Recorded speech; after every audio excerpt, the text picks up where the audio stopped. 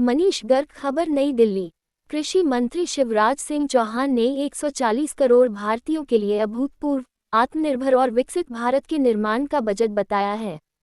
उन्होंने कहा कि इस बजट में कृषि और किसान कल्याण समेत ग्रामीण विकास को प्राथमिकता देकर इन क्षेत्रों के लिए कई महत्वपूर्ण प्रावधान किए गए हैं। उन्होंने कहा कि बजट 2025 में समाज के हर वर्ग के कल्याण को ध्यान में रखा गया है। यह एक दूरदर्शी बजट है। इसमें हर क्षेत्र को कवर किया गया है। ग्रामीण विकास के लिए रिकॉर्ड आवंटन। कृषि मंत्री शिवराज सिंह के अनुसार बजट 2025 में ग्रामीण विकास के लिए रिकॉर्ड 1,88,754 करोड़ रुपए आवंटित किए गए हैं। उन्होंने बताया कि पिछले बजट में ग्रामीण विकास के लिए 1,77,000 करोड़ रुपए का बजट निर्धारित किया गया था। वहीं मनरेगा के लिए 86,000 करोड़ रुपए का प्रावधान हुआ है। उन्होंने कहा कि मनरेगा ग्रामीण मजदूरों को रोजगार देने का सबसे बड़ा साधन है। पीएम आवास योजना ग्रामीण के लिए रिकॉर्ड बजट आवंटन। मीडिया से बात करते हुए कृषि मंत्री ने कहा कि ग्रामीणों को पक्के घर की सुविधा देने के लिए केंद्र सरकार ने बजट 2025 में पीएम आवास योजना ग्रामीण के तहत रिकॉर्ड 54,832 करोड़ रुपए देने का प्रावधान किया गया है।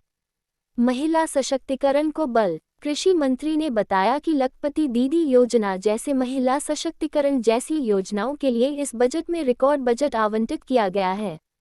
उन्होंने कहा कि सरकार का लक्ष्य है कि महिलाओं को आर्थिक रूप से सशक्त बनाकर गरीबी उन्मूलन की दिशा में आगे बढ़ा जाए।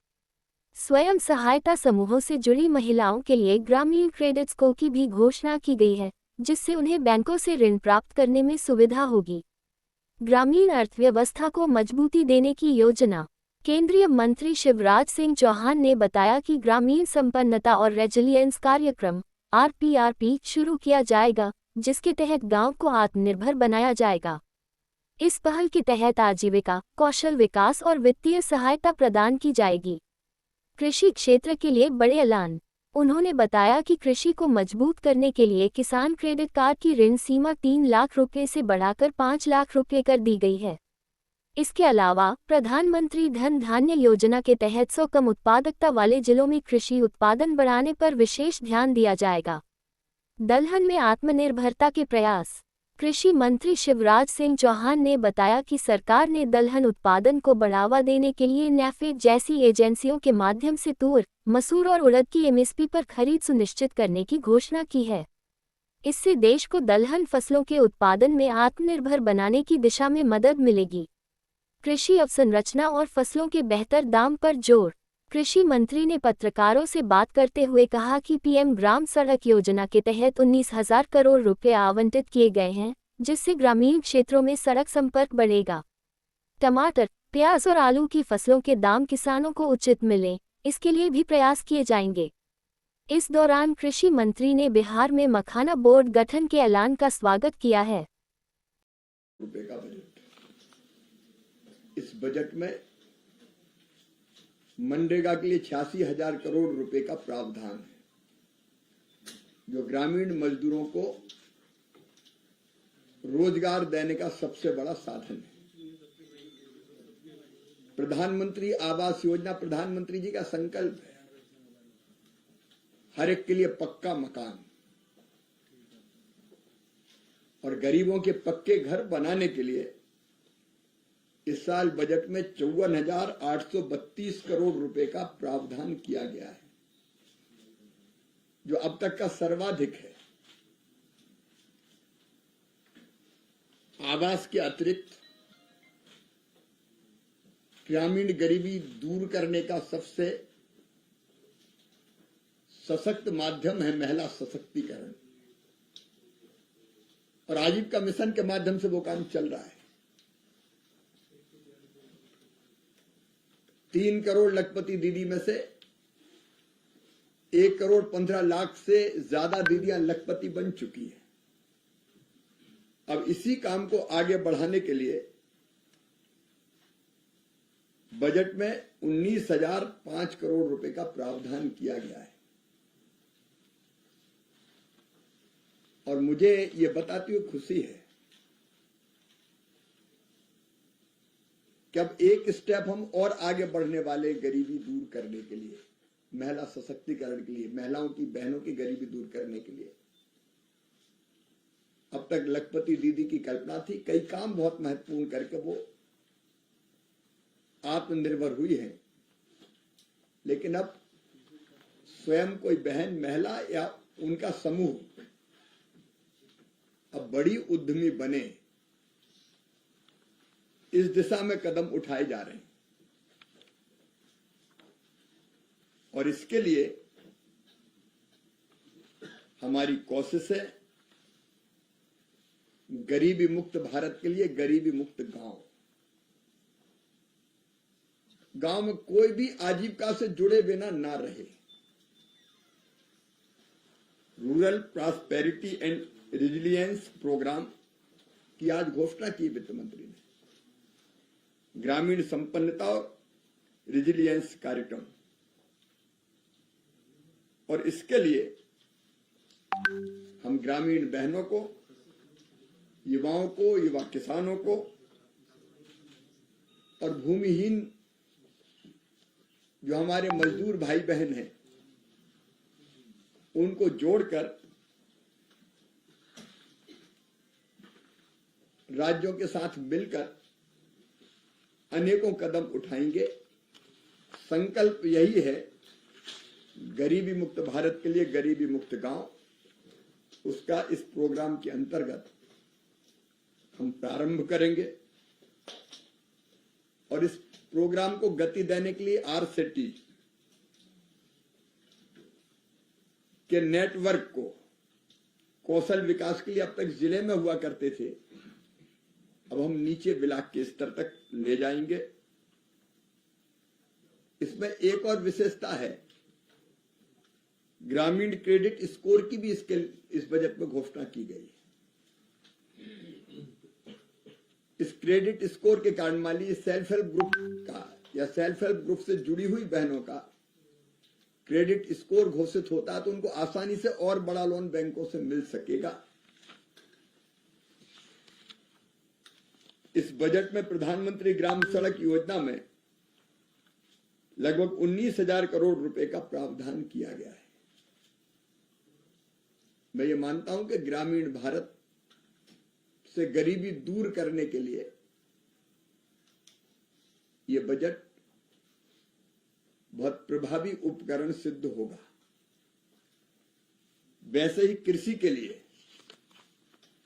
आज भी कृषि भारतीय अर्थव्यवस्था की रीढ़ है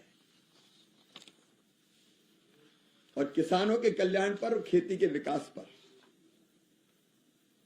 इसमें सर्वाधिक ध्यान दिया गया है। किसान क्रेडिट कार्ड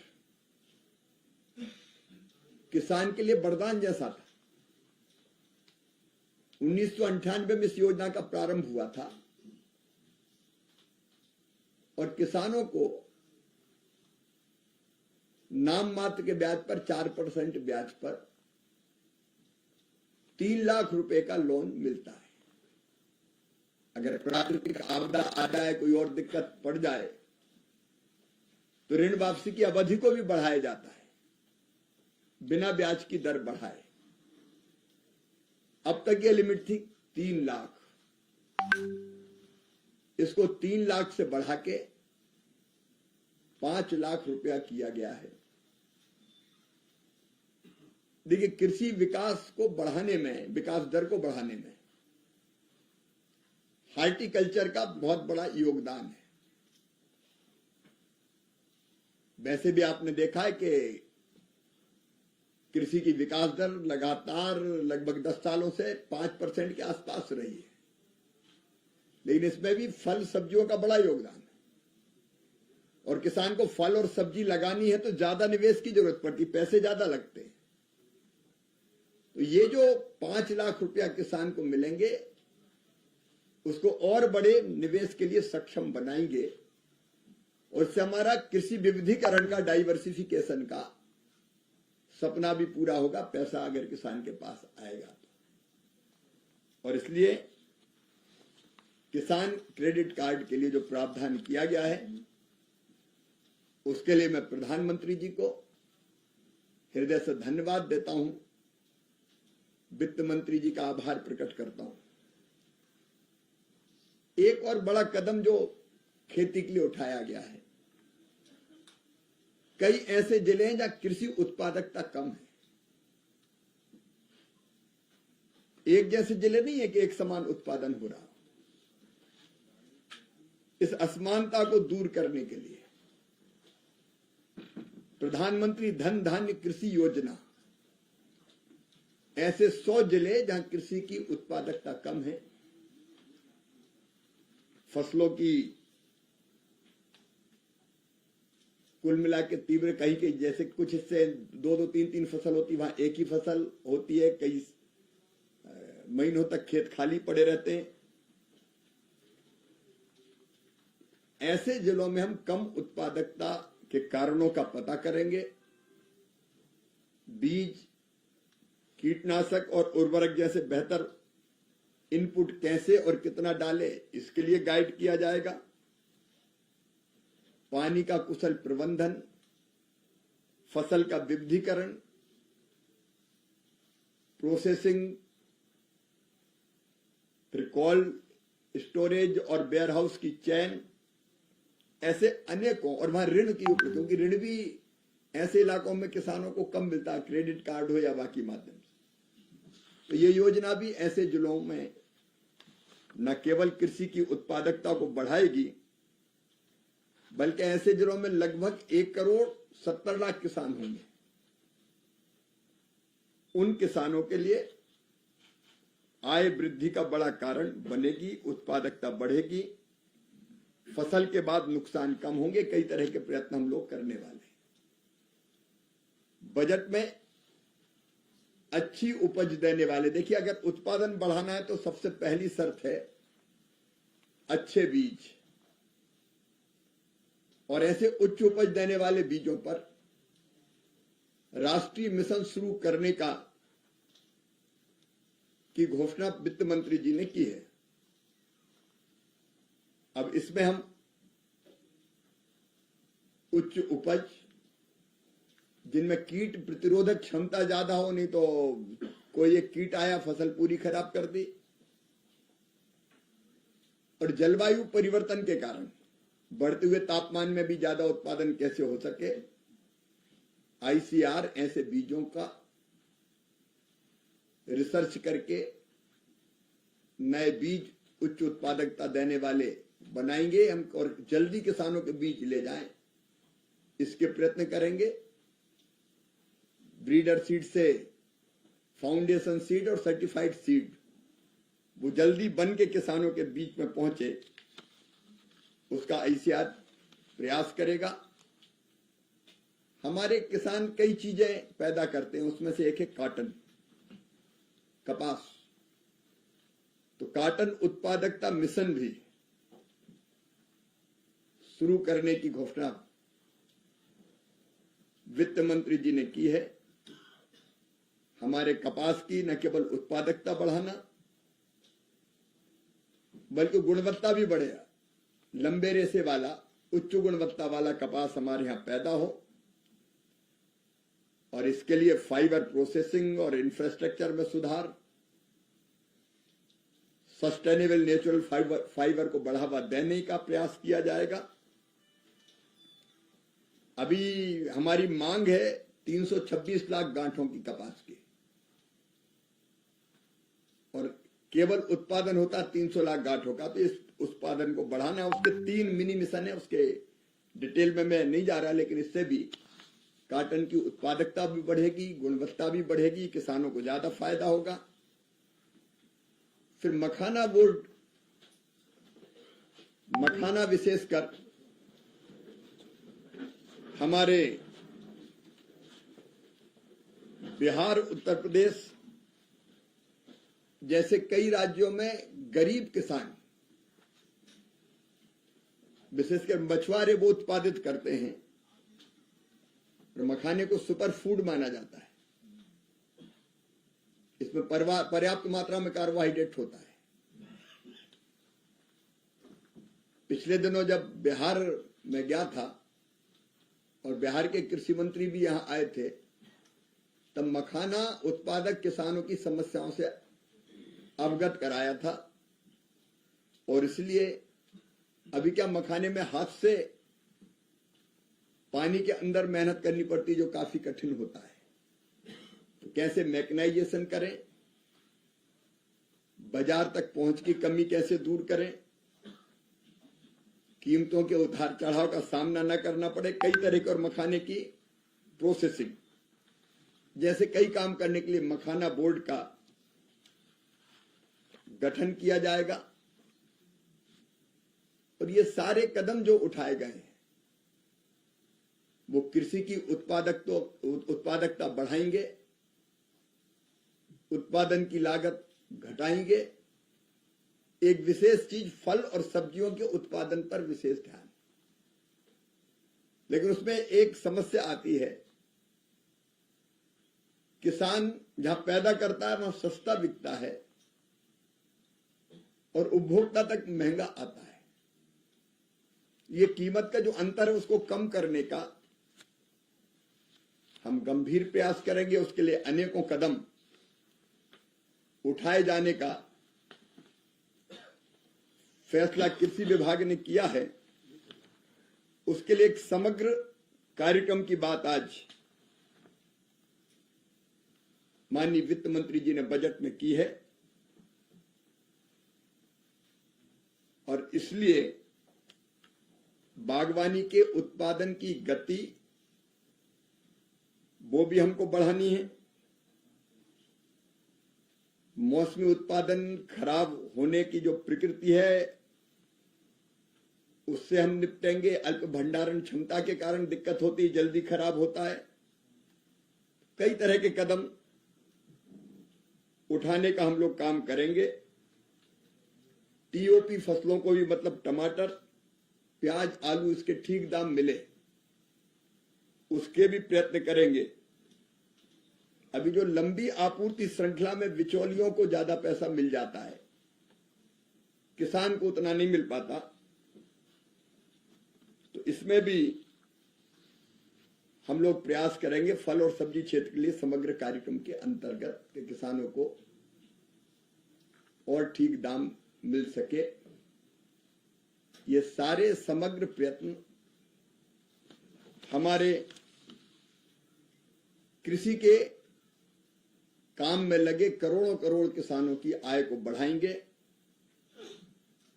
अभी पहले तिलहन मिशन हमने बनाया था, ऑयल सीड्स के उत्पादन में आत्मनिर्भरता प्राप्त करने के लिए। अब इस बार बजट में वित्त मंत्री जी ने दालों में आत्मनिर्भरता प्राप्त करने के लिए कदम उठाने का ऐलान किया है। दालों का वार्षिक उत्पादन पहले जब एक बार प्रयत्न किया था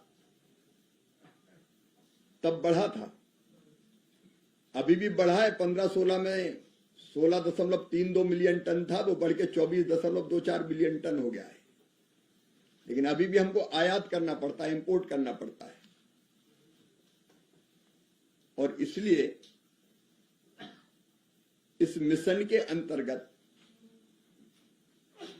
अच्छे बीज, फ्री में मिनी किट, अच्छे बीजों के देना, डिमॉन्स्ट्रेशन सहित अनेकों कदम उठाएंगे। नवीनतम बीजों की किस्में अपना के क्लस्टर आधारित दृष्टिकोण में पैकेज ऑफ प्रैक्टिस से लेके अनेकों कदम उठाना है, तो उस काम को भी हम करेंगे। और विशेष बात यह है किसान भाई बहनों के लिए कि अरहर, उड़द और मसूर जितनी पैदा करेंगे पूरी की पूरी खरीदी जाएगी। नाफेड जैसी एजेंसी के माध्यम से हम मिनिमम सपोर्ट प्राइस पर उसको खरीदने का काम करेंगे।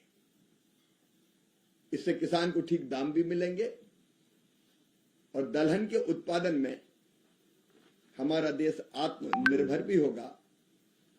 ऐसे अनेकों कदम उठाने की घोषणा वित्त मंत्री जी ने कही है, जो किसानों के लिए बहुत लाभकारी सिद्ध होंगे। तो किसानों के लिए, गरीबों के लिए, महिलाओं के लिए, ग्रामीण युवाओं के लिए जो प्रावधान किए गए हैं, उनके लिए मैं प्रधानमंत्री श्रीमान नरेंद्र मोदी जी को हृदय से धन्यवाद फिर एक बार देता हूं। ये ग्रामीण भारत की तस्वीर भी बदलेगा और किसान और गरीब की तकदीर बदलने में भी समर्थ होगा। धन्यवाद। ठीक है।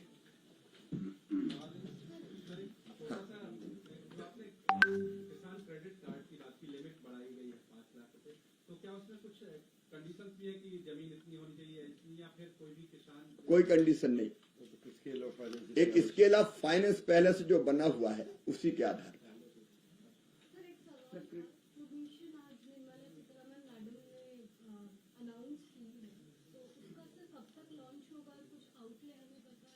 हम तो कोशिश करेंगे 31 मार्च तक सारी औपचारिक प्रक्रियाएं पूरी कर ली जाए, कैबिनेट में हम ले जाएं और क्लियर करा लें, ताकि नए साल के प्रारंभ में ही, नया साल मतलब वित्तीय वर्ष जो होता है, उसमें हम इन चीजों पर तेजी से आगे बढ़ सकें। सर, अगर पूरे कृषि बजट की बात करें, ग्रामीण विकास, पंचायती राज, तो वो कुल कितना है?